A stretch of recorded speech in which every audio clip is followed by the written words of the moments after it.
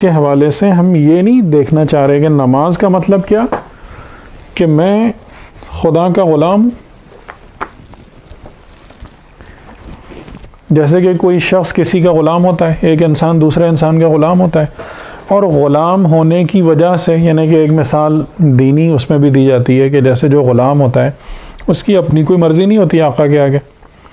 آقا کہے گا اٹھ جاؤ اٹھنا پڑے گا، کہے گا بیٹھ جاؤ بیٹھنا پڑے گا، یعنی اس کی اپنی کوئی رائے نہیں ہوتی، اپنی کوئی مرضی نہیں ہوتی.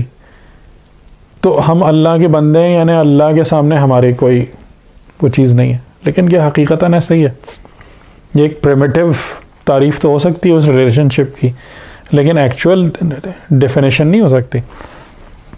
اس لیے کہ خدا کی بندگی میں معرفت اور آگہی لازمی جزو ہے، پہلا اسٹیپ ہے.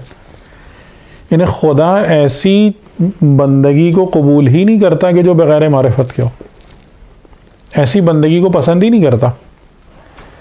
تو ٹھیک ہے، یعنی کہ بیسیکلی میں یہ چاہ رہا تھا کہ یہ بات جو ہے نا ہمیشہ ذہنوں میں رہے کہ ہمارا جو بھی ہم گفتگو کر رہے ہیں اس کا بنیادی مقصد ہے اپنی بندگی کو سمجھنا، اپنے رب کے ساتھ رشتے کو جاننا، اس تعلق کو پہچاننا، اس کے حوالے سے ایوالو ہونا اور اس رستے میں آگے بڑھنا. یعنی ایک اور چیز بھی میں نے آپ لوگوں کی خدمت میں عرض کی تھی، اور یہ بات اس کا سمجھنا بہت مشکل ہے. یہ ایسے نہیں سمجھ، یعنی اگر ایسے میں کسی سے یہ بات کہہ دوں نا بغیر ایک پورا بیک گراؤنڈ بنائے وہ بالکل سمجھ میں نہیں آئے گا کہ جو موسٹ اوریجنل ریلیشن شپ ہے انسان کی، most original, most basic, most fundamental, وہ خدا کے ساتھ ہے. ٹھیک ہے، کسی اور کے ساتھ نہیں ہے، کسی اور کے ساتھ نہیں ہے. یعنی کہ جس چیز کو اللہ نے بیان کیا کہ میں تمہاری رگ جان سے نزدیک ہوں، ان اللہ یحول بین المرء وقلبہ، ہم تمہارے اور تمہارے قلب کے بیچ میں ہیں، موجود ہیں. یہ کلوزنس کسی اور کے ساتھ نہیں ہے. تو انسان جتنی بھی چیزوں کی طرف بڑھتا ہے، یعنی آپ قرآن کی طرف بڑھ رہے ہیں، آپ اہل بیت کی طرف بڑھ رہے ہیں، کیوں؟ اس لیے کہ جو حقیقت آپ سے سب سے زیادہ کلوز ہے ہم اسی سے سب سے زیادہ غافل ہیں. ٹھیک ہے، جو حقیقت ہم سے سب سے زیادہ نزدیک ہے، جو میرے وجود کی بنیاد ہے، جو میری حقیقت ہے، جو میری اصل ہے، میں اسی سے الوف اور انڈیفرنٹ ہوں. تو خدا نے اپنی بارگاہ سے اپنی حجتیں قائم کی، یعنی قرآن اور نبی اور امام کی شکل میں.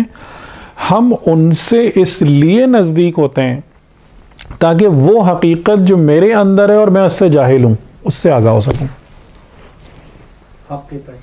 یعنی جو کچھ میرے اندر ہے، یعنی کہ جو سمندر، جو کائنات، جو حقیقت، جو حقائق میرے اندر پوشیدہ ہیں اور مجھے خود نہیں پتا، مجھے خود نہیں سمجھ میں آ رہا.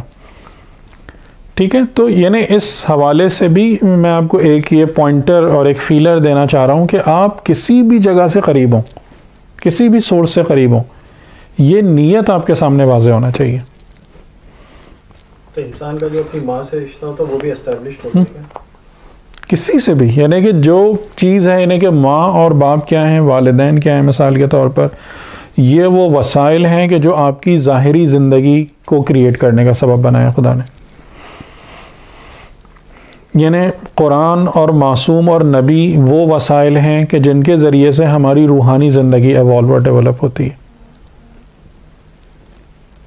ٹھیک ہے، تو یعنی اس میں جس جگہ سے بھی آپ نزدیک ہوں، یہ بات جو ہے نا یہ ہائی لائٹڈ رہنی چاہیے کہ اصل مقصد یہ ہے کہ ہم اگر قرآن سے قریب ہو رہے ہیں تو قرآن سے قریب، اور اس میں کیا ہے جس کو علماء نے اور خمینی نے کئی دفعہ اس جملے کو دہرایا، العلم هو الحجاب الاکبر، کہ سب سے بڑا حجاب کون سا ہے انسان کے لیے، سب سے بڑا پردہ کون سا ہے؟ علم ہے.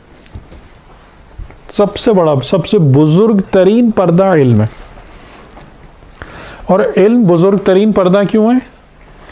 کہ جیسے ہی انسان علم کو علم کے لیے اور اس سے بدتر اپنی عزت بنانے کے لیے سیکھنا شروع کر دیتا ہے، نہ کہ علم کو وسیلہ جانتا ہے حق تک پہنچنے کا.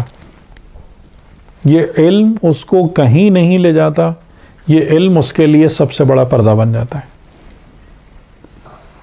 العلم هو الحجاب الاکبر، سب سے بزرگ حجاب کیا ہے؟ علم ہے. اور یہ ہر قسم کے علماء پر یہ جو ہے نا یہ اصول صادق آتا ہے، چاہے دنیاوی ظاہری علوم کے ماہرین ہو یا ظاہری دینی علوم کے ماہرین ہو. ٹھیک ہے، یعنی علم دین اس طریقے سے حاصل کر لینا کہ آپ بہت ساری چیزیں جان جائیں، بہت ساری اصطلاحات سیکھ جائیں، بہت ساری کتابیں پڑھ جائیں، وہ کچھ نہیں ہے. بلکہ ایسے لوگوں کے لیے بہت زیادہ خطرہ ہے کہ وہ اس حجاب میں. اور خمینی کی اگر آپ پڑھیں کتاب حکومت اسلامی وغیرہ، جس میں انہوں نے علماء سے ہی بنیادی طور سے خطاب کیا ہے، اس میں کئی دفعہ یہ لفظ دہرایا ہے، العلم هو الحجاب الاکبر.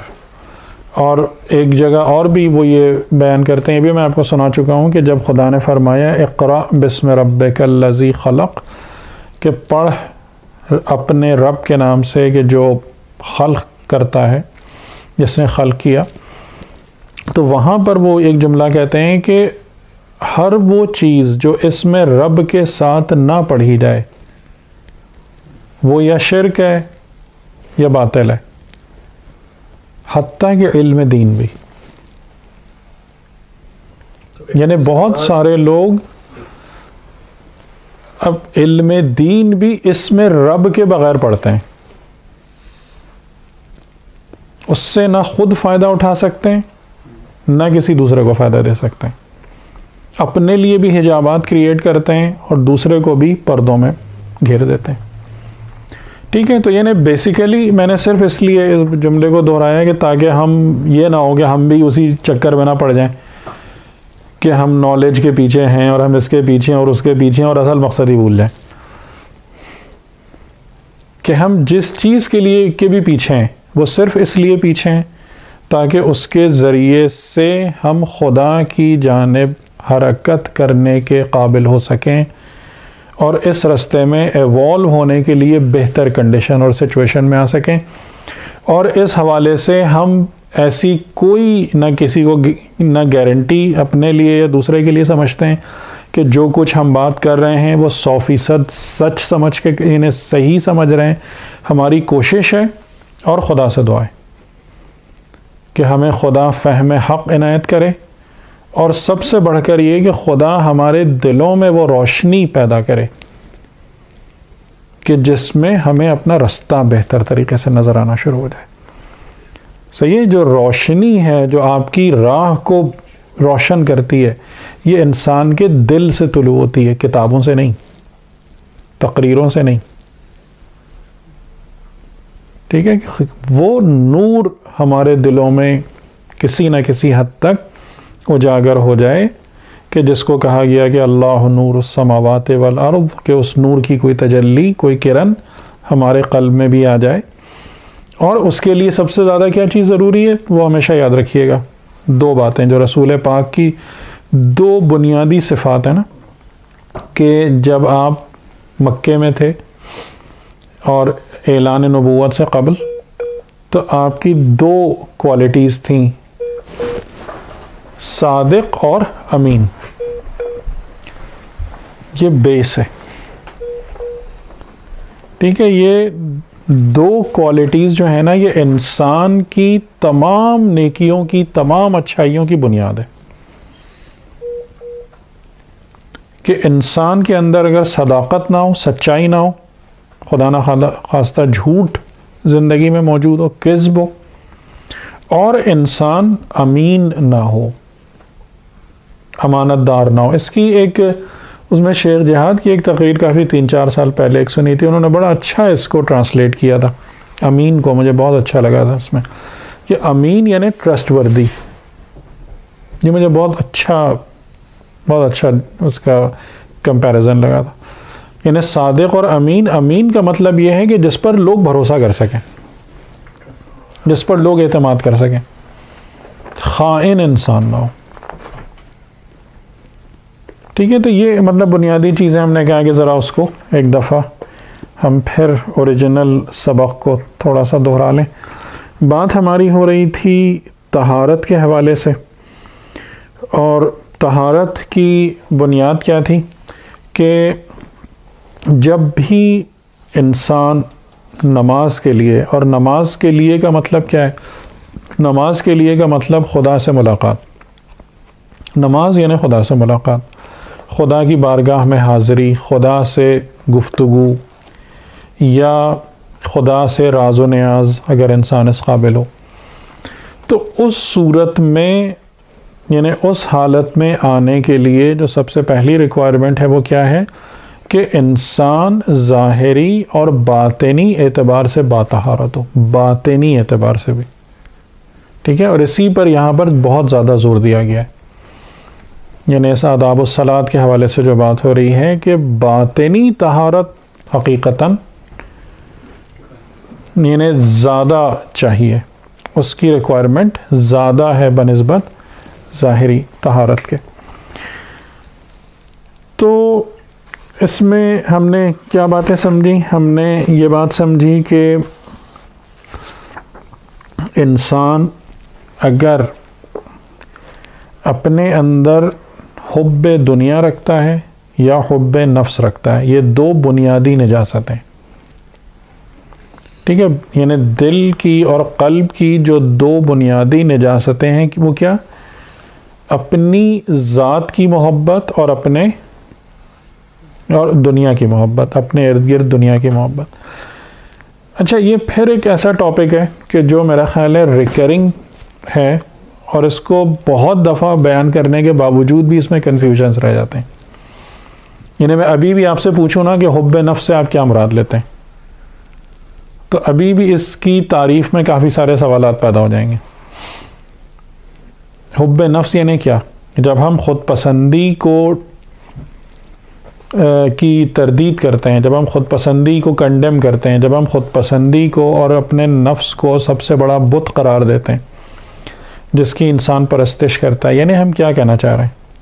آپ نے 5 چیزیں بتائی تھی، وہی تو نہیں ہے؟ وہ تو دنیا ہے. اعلموا انما الحیات الدنیا الا لعب و لہو، وہ تو حیات دنیا ہے، لعب و لہو، لیکن اس کو بھی بار بار دہراتے رہا کریں اپنے ذہن میں، کیونکہ وہ تمام کی تمام چیزیں کنورج کس پوائنٹ پہ کرتی ہیں کہ جس چیز کو آپ دنیا کہتے ہیں وہ دنیا یہ فزیکل ورلڈ نہیں ہے، بلکہ فزیکل ورلڈ کے اندر پیدا ہونے والے کچھ نیگیٹو ایسپیکٹس ہیں. یعنی کیا مطلب کہ سونا اور چاندی کوئی بری چیز نہیں ہے، لیکن سونے اور چاندی اور جواہرات کو عزت کا معیار بنا لینا، یہ سوچ یہ بری ہے. ٹھیک ہے، اسی طریقے سے فار ایگزامپل دنیا میں طاقت حاصل کرنا یا طاقتور ہو جانا کوئی بری بات نہیں ہے، لیکن اس طاقت کو فضیلت کا معیار بنا لینا اور قرار دینا اور اس کی بنیاد پر انسانوں کو اوپر نیچے کرنا، یہ بری بات ہے. تو بیسیکلی دنیا فزیکل ورلڈ نہیں ہے، بلکہ دنیا اس سے ایکسٹریکٹ کی ہوئی غلط سوچ اور خیالات کو کہتے ہیں، جس کو قرآن نے سمرائز کر دیا 5 چیزوں میں: لعب و لہو و زینت و تفاخر و تکاثر. لیکن اس سے بھی زیادہ جو مشکل سوال ہے وہ یہ کہ حب نفس کی تردید یعنی کیا مطلب؟ اپنی جان کھپا دیں، اپنے آپ کو یعنی کھانا پینا چھوڑ دیں، یا ہر قسم کی لذت سے کنارہ کشی اختیار کر لیں، کیا کریں؟ حب ذات کی نفی ہے نا، کیا خود پسندی کی نفی کیا مطلب؟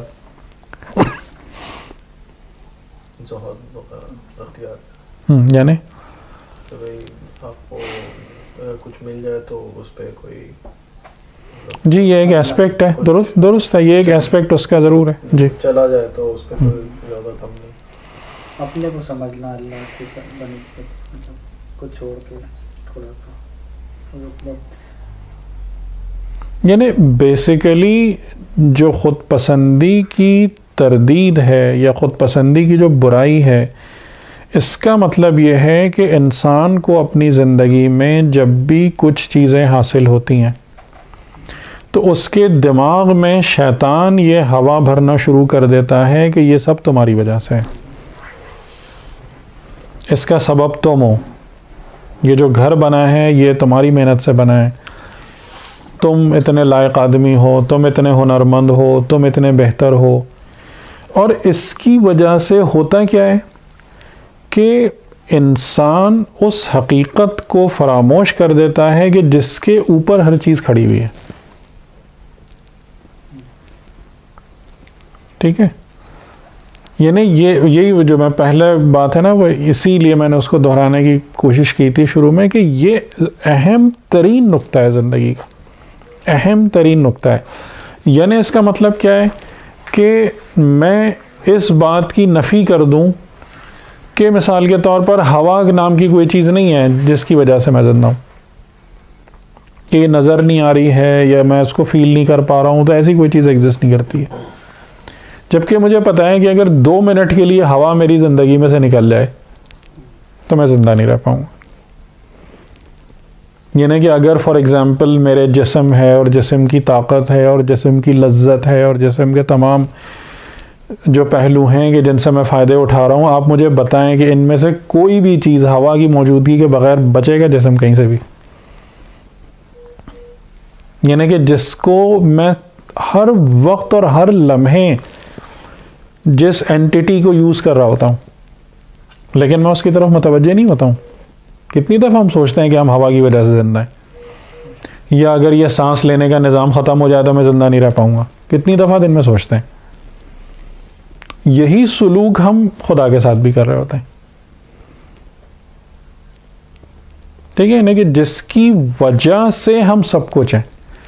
تو خود پسندی کی نفی کا مطلب یہ نہیں ہے کہ ہم کچھ نہیں ہیں، ہم وہ ہیں کہ جو خدا نے ہمیں شخصیت عطا کی، الحمدللہ.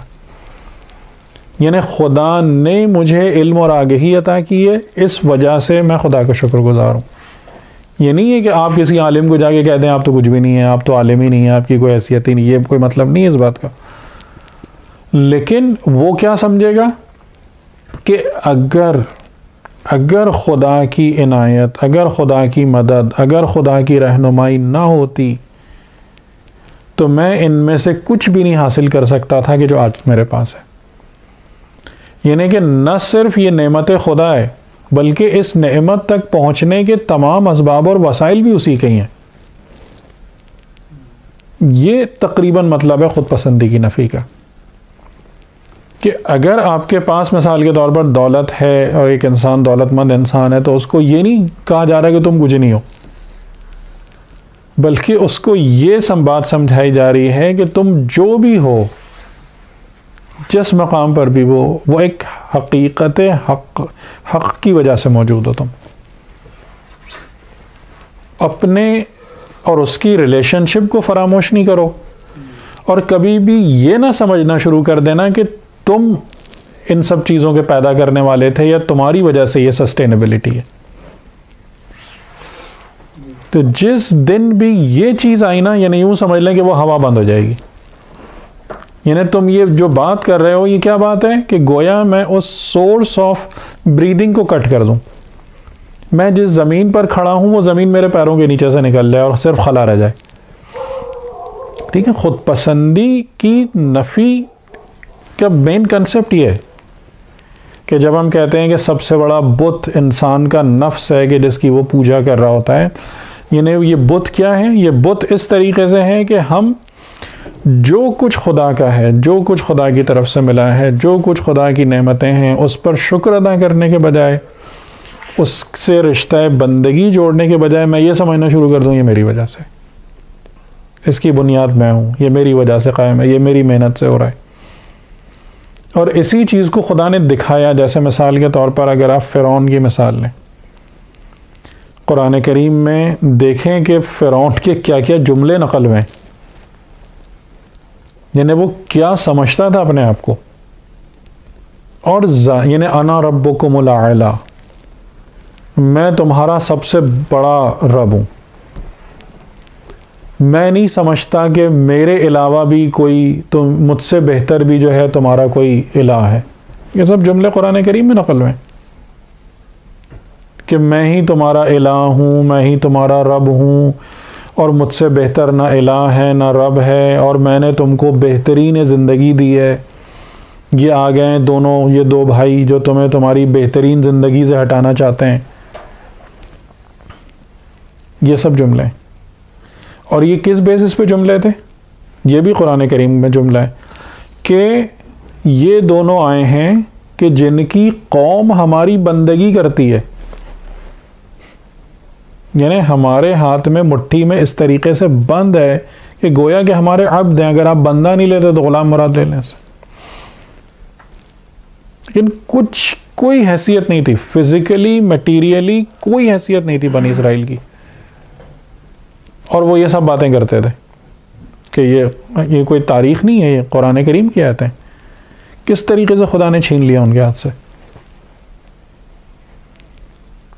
کہ سورۃ الاعراف کے اندر وہ جملے بھی موجود ہیں کہ اس قوم کو اورثنا القوم الذین، کہ اس قوم کو کہ جسے مستضعف کر دیا گیا تھا زمین میں، اس کا وارث ہم نے ان کے سارے جتنے بھی ان کے محل تھے اور دولت اور باغ اور جو کچھ انہوں نے جمع کیا تھا، سب کا وارث ہم نے ان کو اس مستضعف قوم کو بنا دیا. تو یعنی کہ اور ہم میں سے کسی کے پاس تو تصور نہیں ہے اس اقتدار کا اور اس دولت کا جو فرعون اور اس کے حامیوں کو حاصل تھی. مطلب ہو سکتا ہے کہ آج کی موسٹ پاورفل اسٹیٹ بھی ایسی نہ ہو جو ان کے پاس اتھارٹیز اور تھی. تو یہ مطلب ہے خود پسندی کا، کہ خود پسندی ایسی تباہی لاتی ہے. پھر یعنی خود پسندی کا مطلب ہے کہ اپنی سانس کے نظام کو ختم کر دینا. خود پسندی کا مطلب ہے کہ اپنے نیچے سے زمین کو نکال دینا.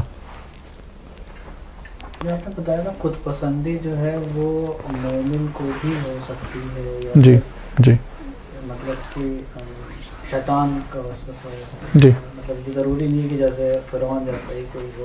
ہاں تو فرعون وغیرہ بھی میں آپ کو بتاؤں کہ ضروری نہیں ہے کہ شروع سے ہی ایسے ہوں. جیسے قرآن کریم نے قارون کی مثال دی ہے. قارون خود پسندی کے حوالے سے بالکل ماڈل ہے. انما اوتیتہ علی علم عندی، کہ جو کچھ میرے پاس ہے وہ میرے علم کی وجہ سے. سورہ قصص کے آخر میں ذکر ہے، آپ پڑھیے گا کہ جو کچھ میرے پاس ہے وہ میرے علم کی وجہ سے.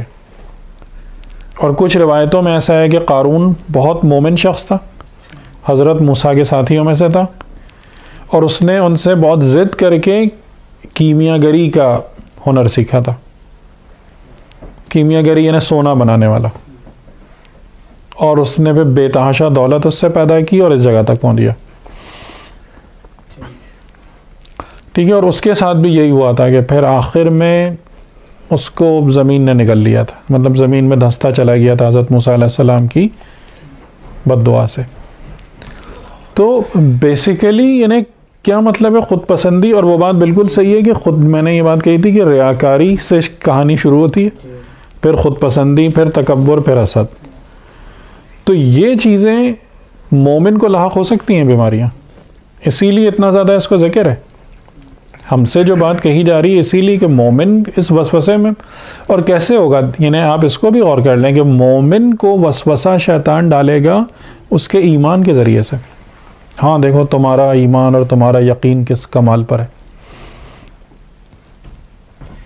اس میں آپ نے کہا تھا لاسٹ سیٹنگ میں کہ مومن جو ہے اس سے ممکن ہے کہ کبھی شرک ہو جائے، کیونکہ ہر طرح کی ریا جو ہے شرک، جی، مگر وہ منافق نہیں ہو سکتا. منافق کا مطلب یہ ہے کہ منافق کہتے اس کو ہیں کہ جو دل سے بے ایمان ہو، اپنے ظاہر سے ایماندار ہو. تو مومن دل سے بے ایمان نہیں ہوتا، یعنی مومن کے اعضاء و جوارح سے مومن کے ظاہری طور سے غلطی کر سکتا ہے، لیکن اس کا دل وہ نہیں ہے، مشرک اور کافر نہیں ہے. لیکن اگر اس کے ایمان میں مضبوطی اور کمال نہیں ہے تو شیطان نفوذ کر سکتا ہے اس کے صدر میں اور قلب میں، یعنی سینے اور دل میں. اور اس قسم کے وسوسے، اور سب سے خطرناک وسوسہ جو شیطان پیدا کرتا ہے کسی بھی انسان اور مومن کے دل میں، وہ کیا ہے؟ یہی اپنی بڑائی کا احساس، اپنی میں کا. آپ انبیاء علیہ السلام کے کردار کو دیکھیں نا، یعنی کہ اس قدر عظیم الشان مرتبے اور منزلت پر فائز ہونے کے باوجود خدا کی بارگاہ میں عاجزی کا معیار دیکھیں. قرآن کریم میں آپ آیتیں انبیاء علیہ السلام کے حوالے سے کئی جگہ پر واقعات ہیں، کس قدر عجز ہے خدا کی بارگاہ میں. یعنی اور وہی جو امام علی علیہ السلام کے بھی یہ جملے بار بار ہیں کہ تم اس چیز کو ریئلائز کرو کہ تمہاری اور خدا کی ریلیشن شپ کیا ہے. آلموسٹ نتھنگ اور ایوری تھنگ والی ریلیشن شپ ہے. یعنی اگر ہم اس کو بیان کریں، نتھنگ اور ایوری تھنگ والی ریلیشن شپ ہے. تم کس برتے پر اکڑتے پھرتے ہو؟ تم جو بھی ہو وہ خدا کی وجہ سے ہو، اور رب اس قدر مہربان ہے کہ اس نے تم پر لطف و کرم کیا، وہ تم سے کوئی چیز چھین نہیں رہا ہے. یہ تھوڑی کہہ رہا ہے خدا کہ تم جو ہے میں نے جو تم کو دیا ہے یہ واپس کرو، یہ میں لے رہا ہوں چھوڑ دو. خدا نے کہا ہے کہ کھانا کھانا چھوڑ دو، لذت حاصل کرنا چھوڑ دو، اچھی زندگی گزارنا، کوئی بھی چیز کہی ہے. سب کچھ اسی کی عطا کردہ ہے، سب کچھ اسی کا انعام ہے، سب اسی کا تحفہ ہے. لیکن بات یہ ہے کہ جب ہم اس فکر پہ آ جائیں خدا نخواستہ اور یہ چیز ہمارے دل میں جڑ پکڑ لے کہ میری وجہ سے ہے، تو کیا ہوگا؟ وہ لائف لائن کٹ جاتی ہے. یعنی جس سورس سے مجھے سب کچھ مل رہا ہے میں خود ہی اس کو ہی کاٹ دوں، یہ مطلب ہے اس کا. یعنی اس کو بہت ہی میں بہت نچلے درجے پہ آ کے آپ کو ایک بات سمجھاؤں اس مثال کو، کہ اگر کوئی بچہ ہے وہ باپ سے یہ کہے آپ کون ہیں، میں تو نہیں جانتا آپ کو، وہ کس کے لیے مصیبت کھڑی کر رہا ہے؟ باپ کے لیے، اپنے لیے؟ بتائیں. یعنی کہ جس سورس سے تمہیں سب کچھ مل رہا ہے، جس چیز اپنی پوری زندگی کے لیے جس سورس پہ تم dependent who A to Z، اس کو تم کہو میں تو آپ تو کچھ نہیں ہے، سب کچھ میں ہی ہوں، کس کے لیے مصیبت کھڑی ہوگی؟ یعنی وہ باپ بھی ایک وقت تک سمجھائے گا، وہ کرے گا، جیسے وہی یعنی قرآن کی زبان میں کہ توبہ ہے، استغفار ہے، یہ سب چیزیں ہیں. لیکن وہ اگر اڑا رہے نہیں میں تو آپ کو کچھ مانتا ہی نہیں، کیا ہوگا آخر میں؟ یہ سمجھنے والی بات ہے کہ جو اس طریقے سے اپنے قلب میں یقین پیدا کر لے کہ میری وجہ سے، وہ اپنی لائف لائن کٹ کر رہا ہے. یعنی آپ جتنا زیادہ بھی انشاءاللہ معرفت حاصل کریں گے نا، آپ ایک نقطے پر بہت اچھے طریقے سے پہنچیں گے کہ جتنی بھی چیزیں ہم کو منع کی گئی ہیں وہ ہماری وجہ سے منع کی گئی ہیں، نہ کہ خدا کی وجہ سے. جس دن ہم نے یہ بات سمجھنا شروع کر دی نا کہ گناہ اور معصیت یعنی ان چیزوں سے روکنا جو میرے لیے نقصان دہ ہیں، نہ کہ ان سے خدا کو کوئی مسئلہ کریٹ ہو رہا ہے، اس دن سے انسان جو ہے نا گناہ اور معصیت خود بخود چھوڑ دے گا. آپ اور کہہ رہے ہیں میں یہ بات غلط کہہ رہا ہوں، صحیح کہہ رہا ہوں، کہ ہم یہ سمجھتے ہیں کہ یہ خدا کا پرابلم ہے. اگر میں خدا نہ خواستہ جھوٹ بول دوں گا، میں غیبت کر دوں گا، میں دھوکہ دے دوں گا، یہ خدا کو پرابلم ہو جائے گی کچھ، اس لیے وہ ہم سے کہہ رہا ہے کہ یہ نہیں کرو میں یہ عذاب دوں گا، یہ کرو گے تو یہ عذاب دوں گا. تو یہ خدا کی جس دن میں نے اس بات کو اچھے طریقے سے سمجھ لیا کہ ان میں سے کوئی پرابلم بھی خدا کی پرابلم نہیں ہے، جس چیز کو کرنے کہا ہے وہ بھی میرا مسئلہ ہے، جس چیز سے روکا گیا ہے وہ بھی میرا مسئلہ ہے. نماز میری ملکیت ہے، خدا کی نہیں ہے. جب آپ یہ سمجھنا شروع ہو جائیں گے کہ نماز آپ کی پراپرٹی ہے، تو جس طریقے سے آپ اپنے گھر کو سجاتے ہیں، آپ اپنے گھر میں راضی ہوتے ہیں کہ آپ کے ڈرائنگ روم میں کوئی لا کے کوڑے کا ڈھیر ڈال دے؟ آپ اس بات کے لیے راضی ہوتے ہیں کہ آپ کے گھر میں سے خدا نخواستہ بدبو اور تعفن اٹھ رہا ہو؟ جب آپ اس چیز پر راضی نہیں ہوتے اور اپنے اس قلب کو بھی آپ اپنا گھر سمجھیں گے، جب آپ نماز کو اپنی ملکیت اور پراپرٹی سمجھیں گے، تو آپ اس کو بھی سجانے اور بنانے کی فکر میں لگیں گے. جس طریقے سے آپ اپنے گھر میں خوشبوئیں لا کے رکھتے ہیں، اپنے گھر کے در و دیوار سجاتے ہیں، اس کو خراب حالت میں نہیں چھوڑتے. کیوں نہیں چھوڑتے؟ اس لیے کہ آپ اسے اپنی پراپرٹی جانتے ہیں. اگر مثال کے طور پر کوئی اور شخص ہے جس کے گھر کو آپ خراب حالت میں دیکھیں، آپ اظہار افسوس ضرور کرتے ہیں لیکن جا کے اس کو سجانے نہیں لگ جاتے، کیونکہ آپ کہتے ہیں میری پراپرٹی نہیں ہے، اپنی پراپرٹی وہ خود سمجھے.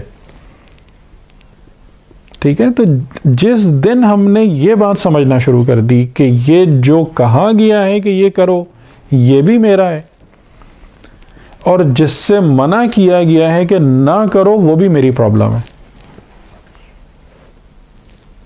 تب اصل میں زندگی ڈیولپ ہونا شروع ہوتی ہے. لیکن ہر چیز، نماز خدا کا مسئلہ ہے، یہ پتہ نہیں کیوں ہم سے پڑھوائے جا رہے ہیں، کیوں ہمارے پیچھے لگا دیا ایک چیز، تو وہ ٹھیک ہے، پھر اس کا کوئی نتیجہ نہیں نکلنا. گناہ بھی ہم جب تک یہ سمجھتے رہتے ہیں کہ ان سب چیزوں سے خدا کو کوئی مسائل ہو رہے ہیں، تب بھی اس کا کوئی نتیجہ نہیں نکلنا.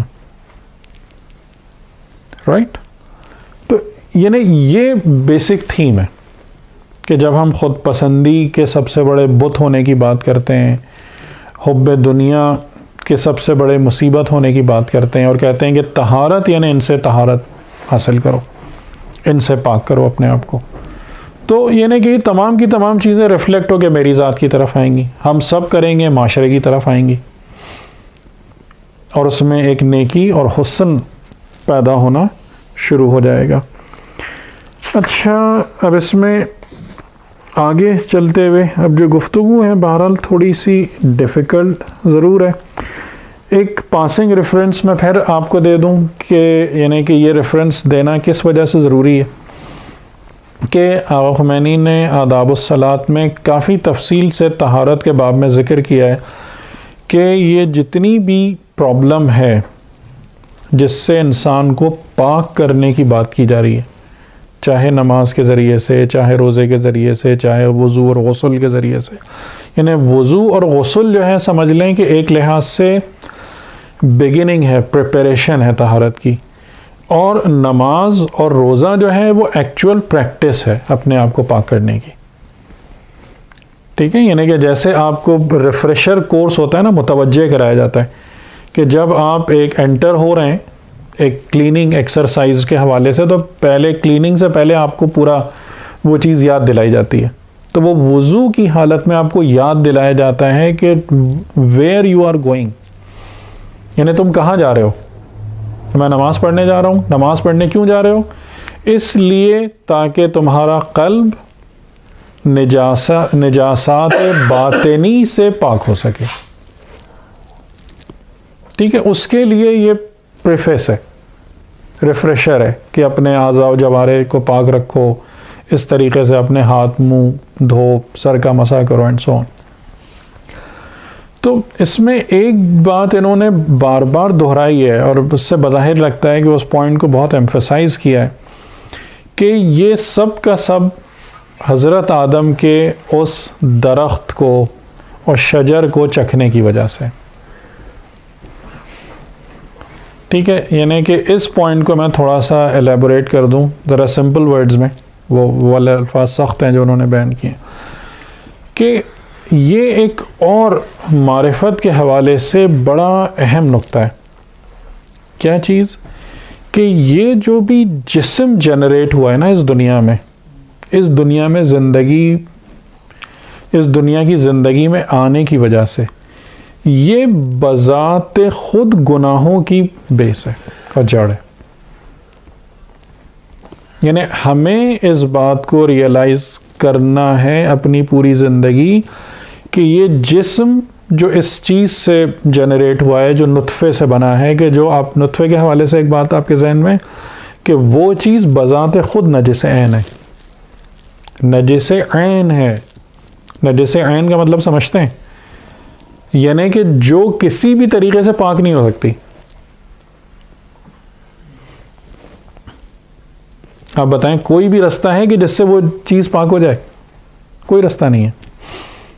یعنی کیا ہے کہ جیسے استحالہ فقہ میں ہے نا کہ اگر کوئی کتا ہے جو نجس ہے، اگر نمک کی کان میں گر گیا اور ایک وقت گزرنے کے بعد وہ اسی کا حصہ بن گیا تو پاک ہے. یہ نجس عینی یعنی کسی طریقے سے پاک. انسان کے جسم کہاں سے؟ انسان نہیں، جسم. سمجھ رہے ہیں؟ وجود انسانی کی بنیاد نطفہ نہیں ہے. وجود انسانی کی بنیاد نفخت فیہ من روحی ہے، کہ جو پیکر آدم میں جس روح خدا کو پھونکا گیا تھا وہ وجود انسان کی بنیاد ہے، وہ انسان کے وجود کی. لیکن خلقنا الانسان من نطفۃ، خلقت انسان، جسم انسان کی خلقت کی بنیاد نطفہ ہے جو بذات ہی نجس ہے. خدا نے یہ ریمائنڈر کس لیے رکھا ہے؟ یہ میسج کیا ہے کہ یہ جسم جو ہے نا یہ بذات خود نجاسات اور گناہوں کی بنیاد ہے.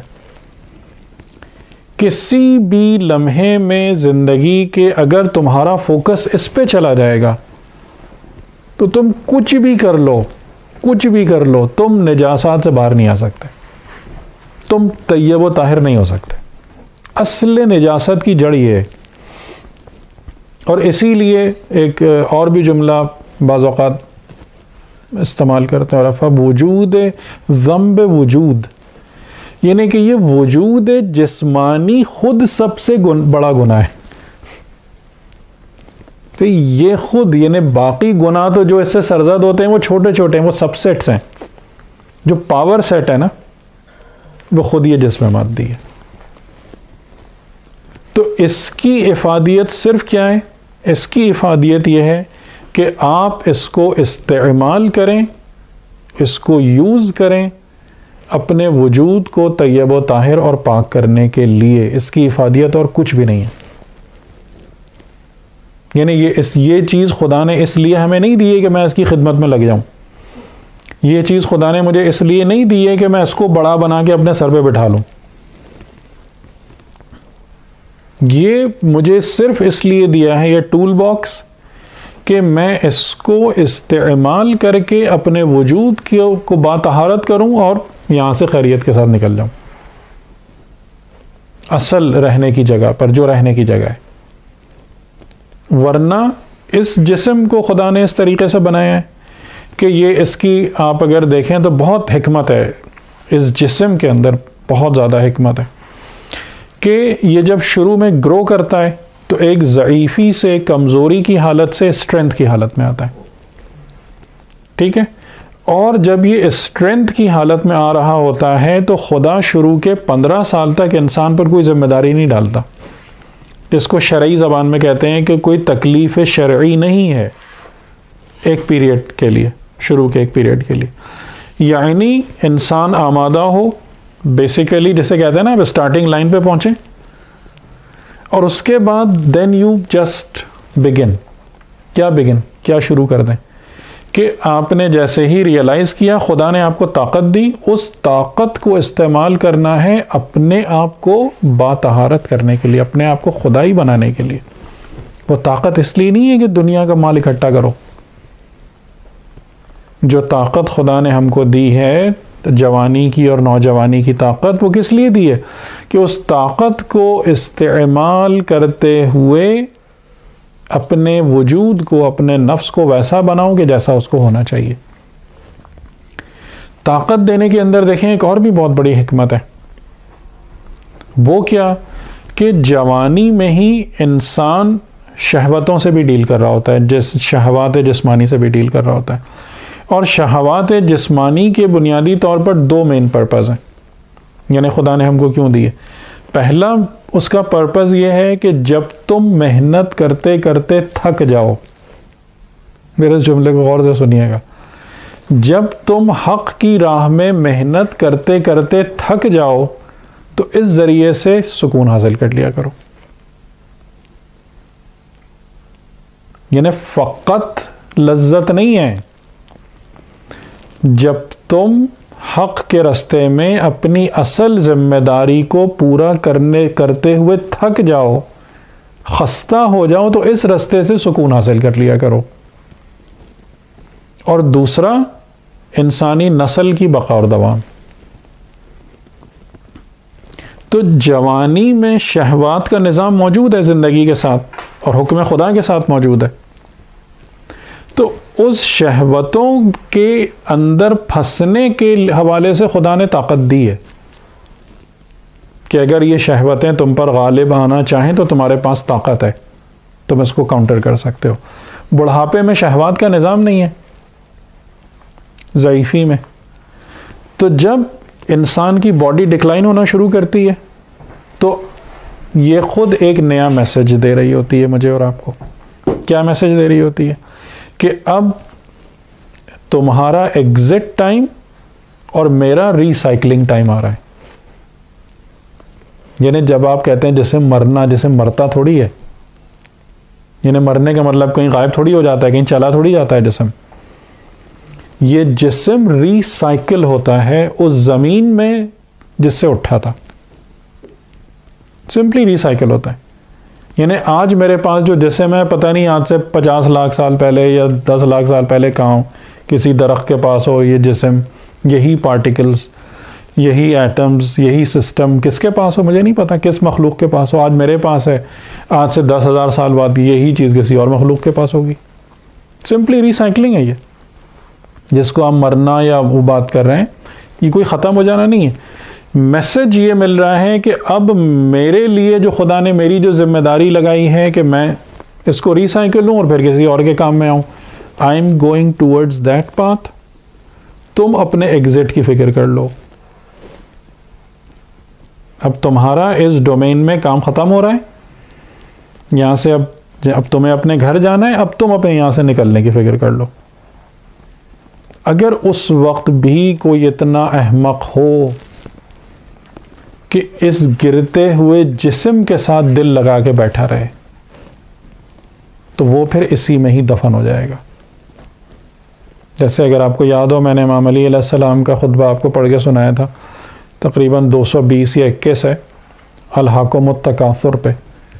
اس میں آپ نے فرمایا ہے کہ کچھ یہ کفار کیا ہیں، جیسے قبروں میں پتھروں کی مانند پڑے ہوئے ہیں، کیونکہ انہوں نے حرکت کی نہیں، انہوں نے اپنی زندگی میں، انہوں نے زندگی کی حقیقت کو ہی نہیں سمجھا کہ یہ جتنا بھی نظام ہے، یہ سارے کا سارا نظام اس طریقے سے نہیں بنا ہے کہ آپ اس سے دل لگا کے بیٹھ جاؤ۔ ٹھیک ہے، تو یہ پورا کمپلیکشن آف لائف ہے۔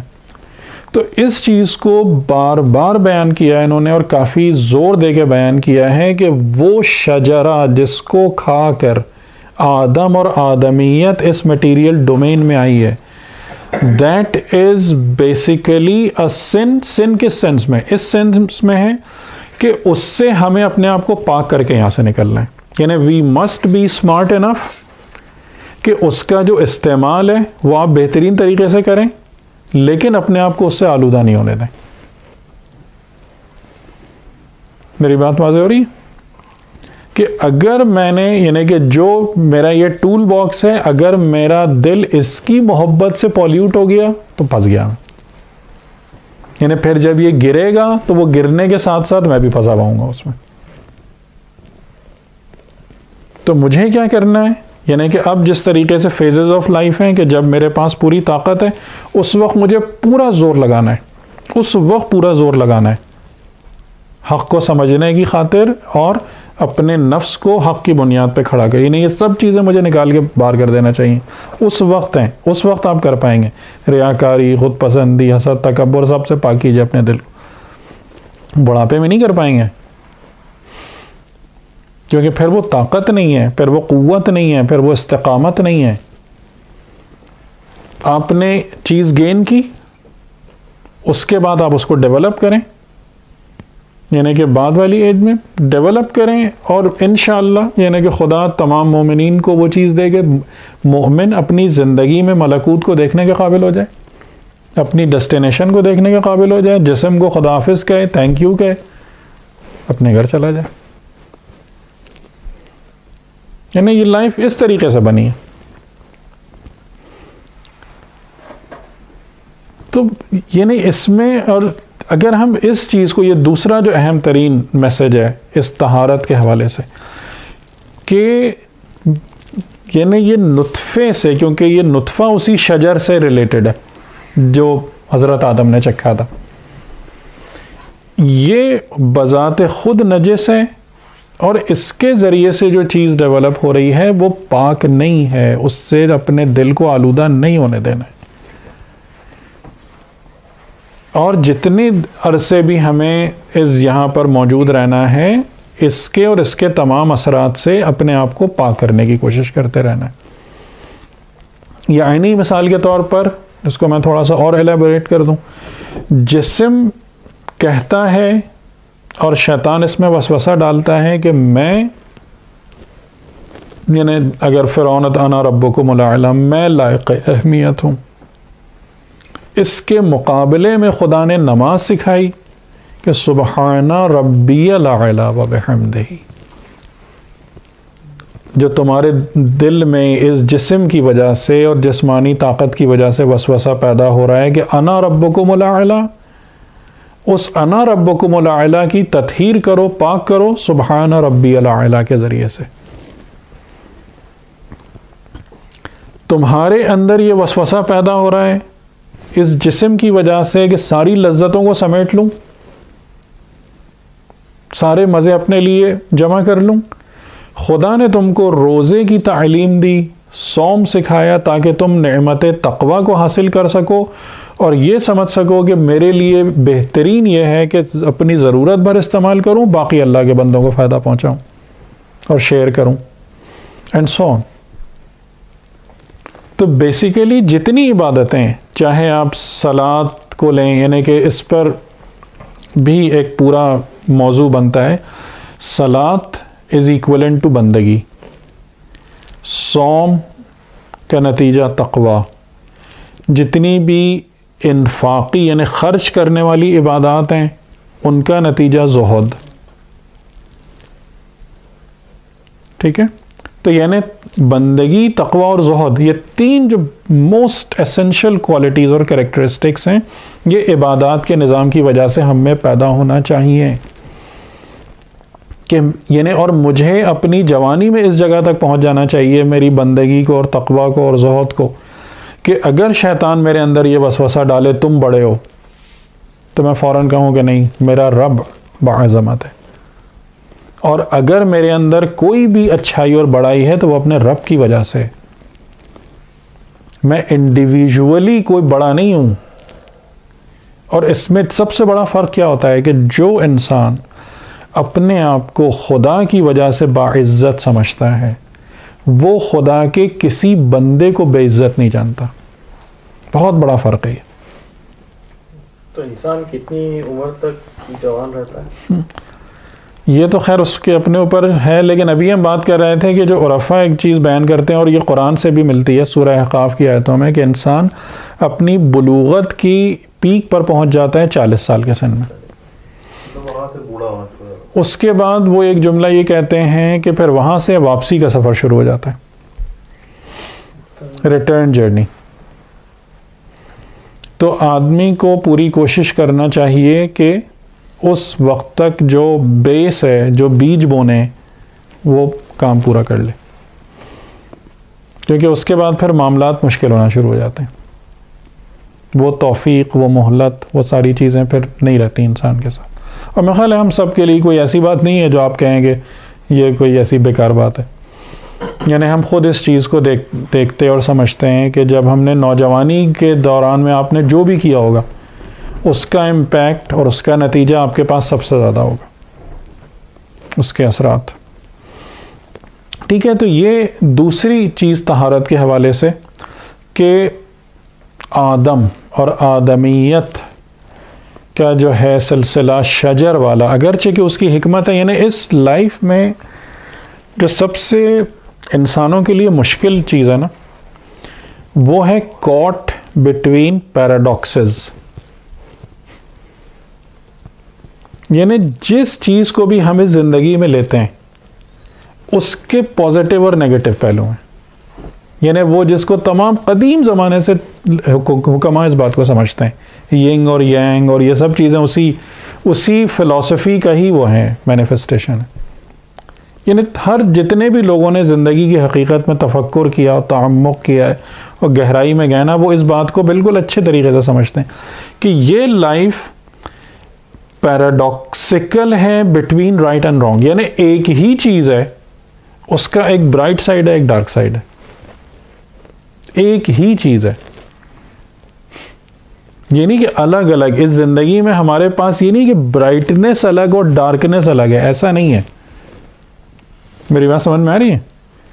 یعنی اس زندگی میں جو ہمیں دی گئی ہے، اور including everything which we possess, وہ ایسی نہیں ہے کہ ایک سائڈ پر خدا نے برائٹنس رکھ دی ہے، ایک سائڈ پر ڈارکنس رکھ دی ہے، بلکہ ہر چیز میں برائٹنس اور ڈارکنس ہے ایک ہی چیز میں. یعنی دین ہے، کیا آپ سمجھتے ہیں دین میں خالی برائٹنس ہے؟ ڈارک پہلو بھی ہے اس کا اس زندگی میں. دین کے ہی نام پر گمراہیاں بھی ہیں، دین کے ہی نام پر دھوکے بھی ہیں، دین کے ہی نام پر لوگوں کو جہنم میں بھی پہنچایا جا رہا ہے. سب دین کے نام پہ ہو رہا ہے. خدا کا نام لے کے، رسول کا نام لے کے آپ کے سامنے کس قدر تباہی مچائی جا رہی ہے.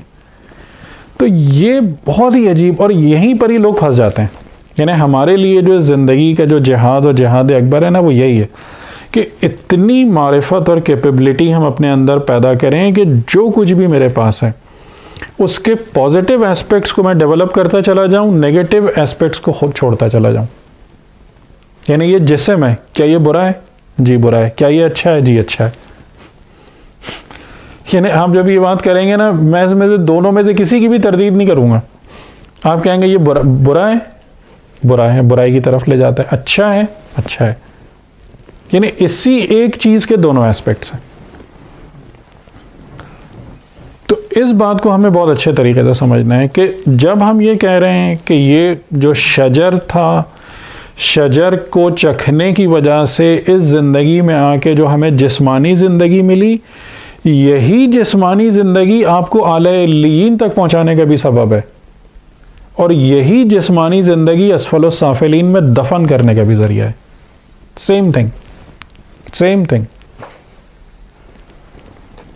اب یہ نظر، یہ عقل، یہ ہوش ہمیں ہونا چاہیے، اور اسی کے لیے یہ سارے مطلب گفتگو اور بحث اور سب کچھ اسی کے لیے، اور دین اور قرآن اور نبی یہی سکھانے کے لیے ہیں. ٹھیک ہے، بات میری واضح ہو رہی ہے؟ تو طہارت یعنی کہ اسی جسم اور جسمانیات میں سے وہ پہلو کہ جو ڈارکنس جنریٹ کرتے ہیں، ان پہلوؤں کو اپنے اندر سے دور کرتے جانا ہے. یعنی اس سے اپنے آپ کو طیب و طاہر بنانا ہے. کیسے؟ یہ عبادات کا نظام ہے. خدا کی طرف جانا، خدا کی طرف حرکت کرنا، خدا کو اپنا نصب العین قرار دینا، یہ تمام کی تمام چیزیں. جیسے کہ میں نے ایسے لوگوں کو دیکھا ہے واقعاً، اور یہ وہی بات ہے کہ ائمہ علیہ السلام کے روضوں کی برکت سے، زیارتوں سے یہ چیزیں بہت نصیب ہوتی ہیں کہ ان کے اندر خود یہ سب باتیں ان کو سمجھ میں آنا شروع ہو جاتی ہیں. جیسے مثال کے طور پر کہ اگر مجھے امام سے قریب ہونا ہے تو میرے لیے یہ کسی بھی طریقے سے جائز نہیں ہے کہ میں کسی دوسرے مومن کی توہین کروں. میرے لیے، یعنی شاید آپ سب بھی اپنے اندر یہ چیزیں زیادہ شدت سے محسوس کرتے ہوں گے کہ میرے اندر اگر امام علیہ السلام کی محبت پیدا ہو رہی ہے اور میں امام سے قریب ہونا چاہتا ہوں، تو دیز آر دا ایسنشلس. یعنی جو انسان اس کے اندر ایک محبت کے حوالے سے امام سے قریب ہو رہا ہوتا ہے، اسے خود بخود اس کے اندر یہ چیزیں ڈیولپ ہونا شروع ہو جاتی ہیں کہ میرے لیے یعنی کہ اگر میں نے مثال کے طور پر کسی انسان کی توہین کر دی، مومن تو دور کی بات ہے، میں نے کسی کو حقیر سمجھ لیا، میں نے کسی کا دل توڑ دیا، کسی ٹھوکر لگے ہوئے انسان کو اٹھایا نہیں، میں خدا سے اور امام سے دور ہو جاؤں گا. ٹھیک ہے، یعنی یہ خود، کیونکہ امام کیا ہیں؟ امام علیہ السلام کے حوالے سے کیا کہا خدا نے کہ یہ وہ ہیں کہ جو طیب و طاہر ہیں، جنہیں ہم نے طہارت عطا کی ہے. تو جو بھی طیبین اور طاہرین سے نزدیک ہوتا ہے نا، طہارت کے بنیادی اصول جذب کرنا شروع کر دیتا ہے. آپ سمجھ رہے ہیں کہ یہ چیزیں خود آپ کو سمجھ میں آنا شروع ہو جائیں گی کہ نہیں، یہ یعنی کہ وہی چیز، اس کی جڑ کٹنا شروع ہو جائے گی آپ کے دل میں سے. کس چیز کی؟ خود پسندی کی، ریاکاری کی. میرے لیے جائز نہیں ہے. کہ میں کسی بھی حوالے سے خدا نخواستہ آپ کو اپنے سے نیچا کر دوں یا نیچا سمجھ لوں یا کچھ بھی. اور جیسے کہ امام علیہ السلام نے ایک بات اور بھی بیان کی چھٹے امام نے کہ ایک بڑی حکمت ہے خدا کے اس نظام زندگی کو قائم کرنے کے حوالے سے کہ خدا نے سوائے صاحبان عصمت کے، کیونکہ ان کے نفوس اس تمام چیزوں سے بالا تر ہو چکے ہیں، اب اس میں خطرہ نہیں ہے پولیوٹ ہونے کا، وہ ان تمام پولیوشن کے لیول سے ہی اوپر ہے. باقی جتنے انسان ہیں ان میں سے کسی کو بھی سارے کمالات نہیں دیے ہیں. یعنی کسی کے پاس علم ہے، دماغی علوم ہیں، تو جسمانی طاقت نہیں ہے. جس کے پاس جسمانی طاقت ہے وہ دماغی اعتبار سے کمزور ہے. ایک شخص اچھا میکینک ہے تو وہ اچھا ٹیچر نہیں ہے. ایک شخص اگر وہ کہے کہ جی میں تو اتنا بڑا یونیورسٹی میں اور دانشگاہ میں اور حوزے میں بہت بڑا مدرس ہوں، 10 چیزوں میں کمزور ہے دوسرے انسانوں کے آگے، یعنی اس سے کہ آپ پلمبنگ کیجئے ذرا، آپ کے گھر کے نل خراب ہو گئے ہیں صحیح کر دیجئے، وہ بیچارے مجبور. تو کیا مطلب ہے کہ خدا نے ہر ایک کو یہ احساس دلایا ہے کہ دیکھو پہلا احساس کیا ہے کہ جو کچھ تمہارے پاس ہے وہ ہماری وجہ سے ہے، اور کمزوری اور گیپس چھوڑ دیے ہیں تاکہ دوسرے کے مقابلے میں اپنے کو برتر نہ سمجھو. یعنی جیسے میں کبھی کبھی بچوں سے ایک ایسی چھوٹے چھوٹے ٹپس کے طور پہ باتیں ایسے کرتا رہتا ہوں کہ میں نے کہا ایک چیز مجھے یہ بتائیں کہ ہمارے گھروں میں یہ ہوتا ہے کہ وہ شخص جو ظاہراً لمبی عبادت کرتا ہے وہ زیادہ قابل قدر ہے، یا وہ شخص جو کسی کو عبادت کرنے کے قابل بنا رہا ہے وہ زیادہ قابل ہے؟ یعنی میں اس کو ایلیبوریٹ کروں تھوڑا سا کہ ہمارے اندر ایک کیا چیز ہے کہ فار ایگزامپل اب ہمارے گھر میں کوئی مرد ہیں یا وہ ہیں، اب آج کل کے جاب کنڈیشن ٹف ہیں، وہ گیا ہے کام کرنے کے لیے، فار ایگزامپل صبح کی نماز اس نے بس اٹھک بیٹھک کی بھاگ گیا کہ مجھے جاب پہ جانا ہے، مغرب کی نماز نہیں پڑھ پایا. جیسے ہمارے پاکستان میں تو اکثر ہی ہوتا ہے کہ بیچارے لوگ 10 بجے گھر آ رہے ہوتے ہیں، کراچی جیسے شہروں میں کہ اتنا زیادہ لانگ آورز ہیں اور یہ ہیں وہ ہیں، اب وہ آ کے 11 بجے رات کو مغربین کی نماز پڑھ رہے ہیں. اب گھر میں کوئی اور صاحب ہیں، خاتون ہیں، وہ خوب اول وقت نماز بھی پڑھ رہی ہیں اور عبادات بھی کر رہی ہیں، یہ تو بالکل بے دین ہو کے رہ گیا ہے.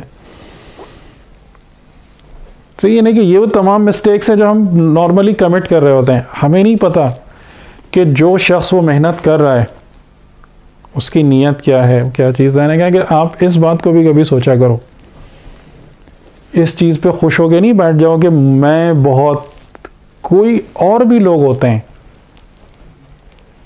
کہ جن کی وجہ سے، یعنی فار ایگزامپل کتنے لوگ ایسے ہیں کہ جن کی وجہ سے آج میں اس قابل ہوں کہ 2 باتیں کر سک رہا ہوں، مجھے پتہ ہے. تو خدا نے یہ پورے کا پورا نظام اس طریقے سے بنایا ہے کہ انسان اگر اندھا نہ ہو جائے تو اس کے پاس خود پسندی کا کوئی مقام رہتا نہیں ہے. یعنی کہیں پر میں آپ کے کام آ رہا ہوں، کہیں پر آپ میرے کام آ رہے ہیں. جہاں پر آپ کمزور ہیں وہاں میں آپ کو اسٹرینتھن کر رہا ہوں، جہاں پر میں کمزور ہوں وہاں آپ سے تقویت لے رہا ہوں. تو میرے پاس جگہ کیا رہ گئی کہ میں اپنے کو بڑا سمجھوں؟ اگر میں بہت بڑا علامہ بھی ہوں لیکن میں اس قابل نہیں ہوں کہ اپنے گھر کا گٹر صاف کروں، تو جو آ کے میرے گھر کا گٹر صاف کر رہا ہے میں اس کا شکر گزار مجھے ہونا چاہیے یا نہیں ہونا چاہیے؟ اگر یہ کام مجھے کرنا پڑ جائے تو میرا دماغ صحیح سے درست ہوگا یا نہیں ہوگا؟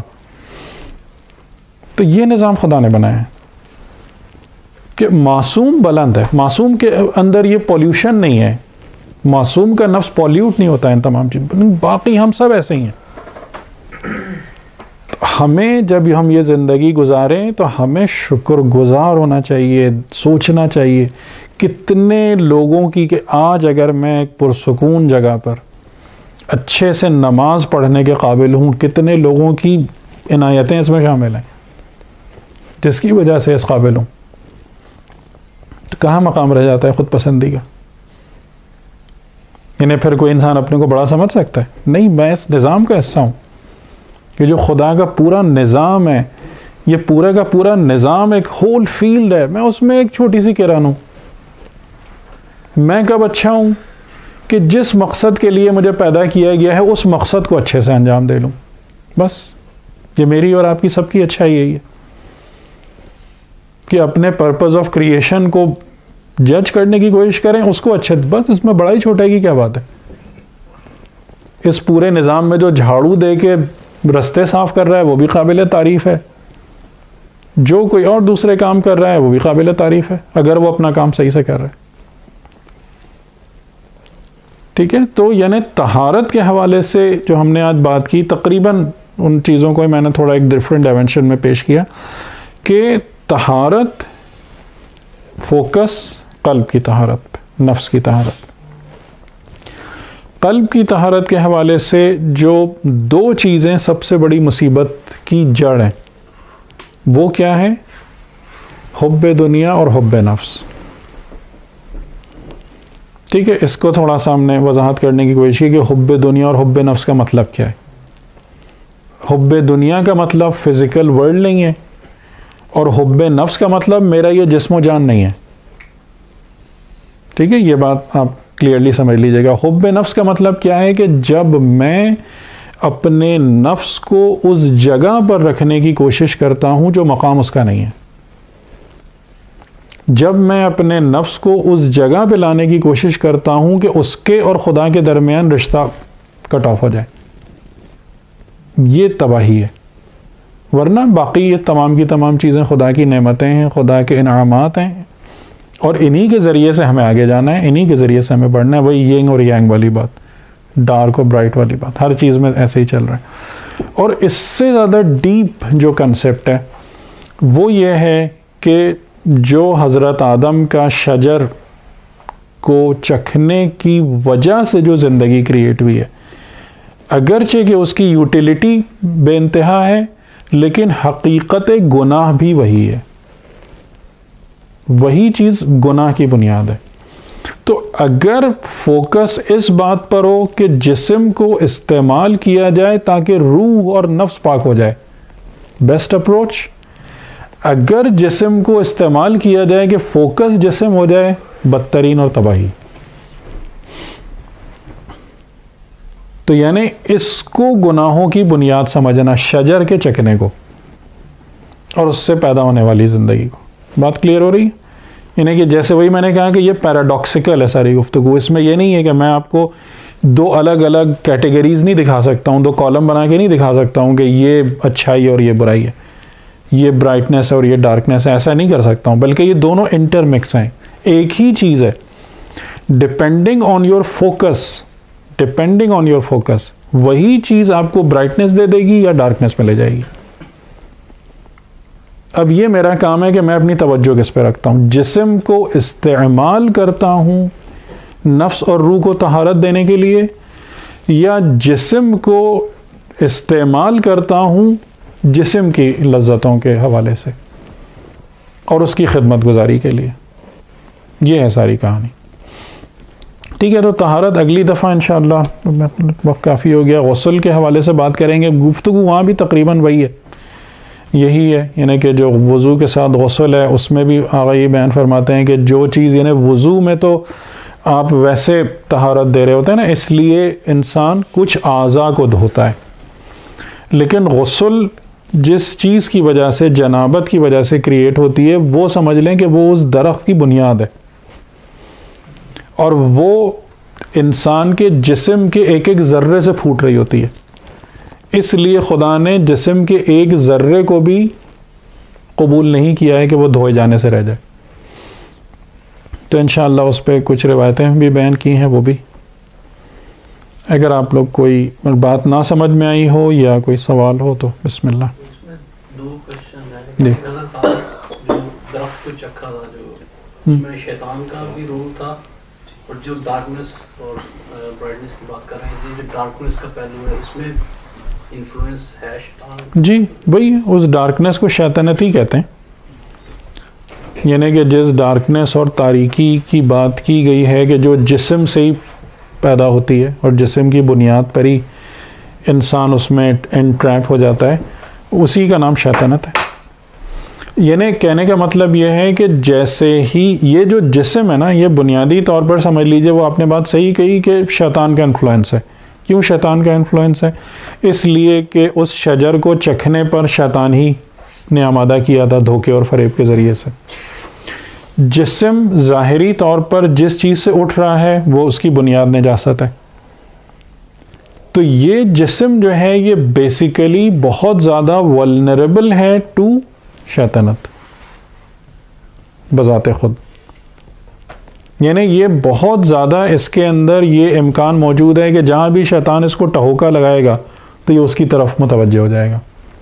اور یہی ہمارا جہاد اکبر ہے. اور یہ چیز بہت زیادہ سخت ہے، اس کے خلاف مقابلہ کرنا. تبھی خدا نے اتنا زیادہ مغفرت اور توبہ اور سب کچھ رکھا ہے، ورنہ اتنا کسی نالائق کو چانس دیا نہیں جاتا ہے. جتنی حرکتیں کرنے کے بعد بھی خدا انسان کو معاف کر دیتا ہے، کوئی بھی نہیں کرتا ایسے. اس کی وجہ یہی ہے کہ یہ بہت سخت ہے. یعنی ایک چیز میرے اور آپ کے پاس وہ ہے کہ جو بالکل سمجھ لیں کہ ان لائن وتھ شیطنت ہے، کہ ذرا سا اس کے ساتھ الائنمنٹ ملے وہ چل پڑے گی. اس سرکش کو قابو کر کے اور اس کا رخ ملکوت کی طرف موڑ دینا یہ بہت مشکل کام ہے. اور آپ دیکھ ہی رہے ہیں کہ 99% لوگ فیل ہیں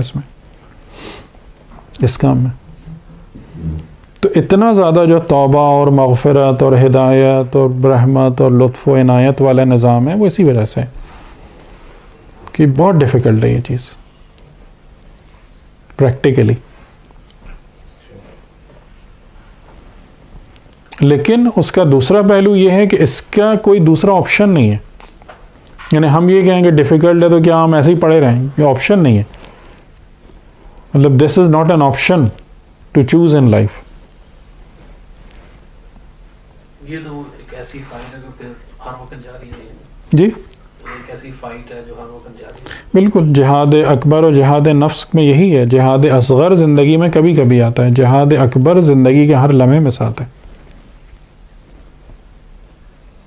اللہ کے فرشتے بھی ساتھ جو مومن ہیں ان کے.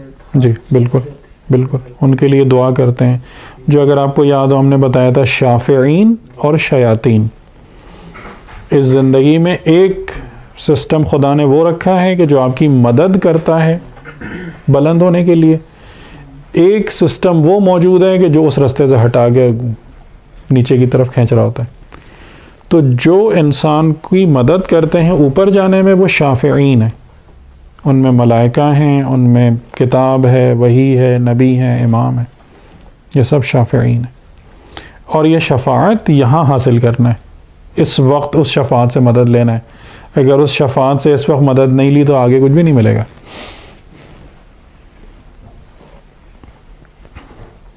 جب آپ نے بات کی تھی حب نفس اور حب دنیا میں، تو جو حب دنیا والی بات تھی وہ اس کا اپوزٹ کیا زہد ہے؟ حب دنیا کا اپوزٹ یہی چیز ہے جی، زہد. مینلی زہد ہے. یعنی انسان دنیا کے حوالے سے آزاد ہو جائے. آزاد ہونے کا کیا مطلب ہے کہ نہ یہاں کی خوشی آپ کو ڈس بیلنس کر سکے، نہ یہاں کا غم آپ کو توڑ سکے. کیوں؟ اس لیے کہ آپ سمجھ رہے ہیں کہ یہ کچھ بھی نہیں ہے. یعنی کہ یہ چیز کچھ نہیں ہے، اس کی اپنی کوئی امپورٹنس نہیں ہے. یہ صرف اس کی اہمیت اس لیے ہے تاکہ آپ اس کے ذریعے سے بلند ہو جائیں. Nothing more. ٹھیک. السلام علیکم ورحمۃ اللہ.